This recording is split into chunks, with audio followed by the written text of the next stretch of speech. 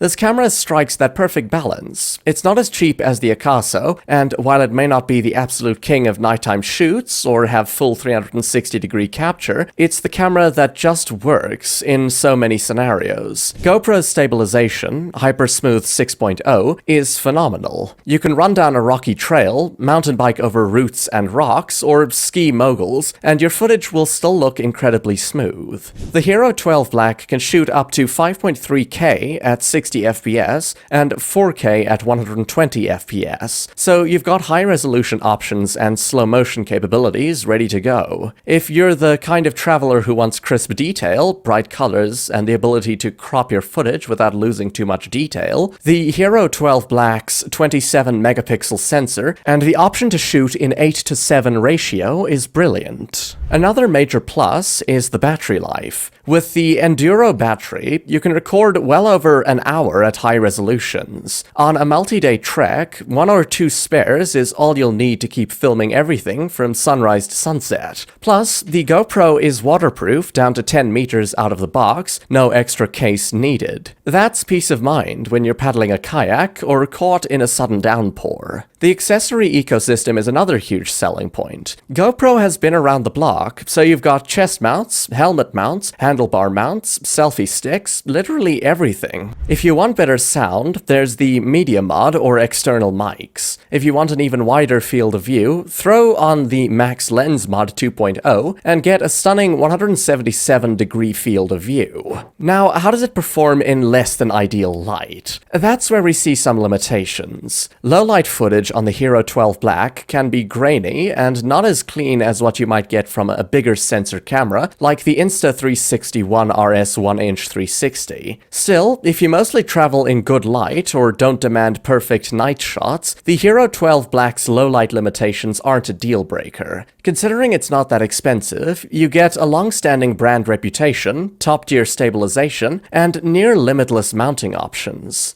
That's it for today's rundown. If this helped you pick the right action camera, give this video a thumbs up and subscribe for more travel and gear suggestions, and let me know in the comments which camera you're leaning towards and why. And if you're interested in more suggestions and reviews, be sure to check out more of my videos. Thanks for watching, and happy travels!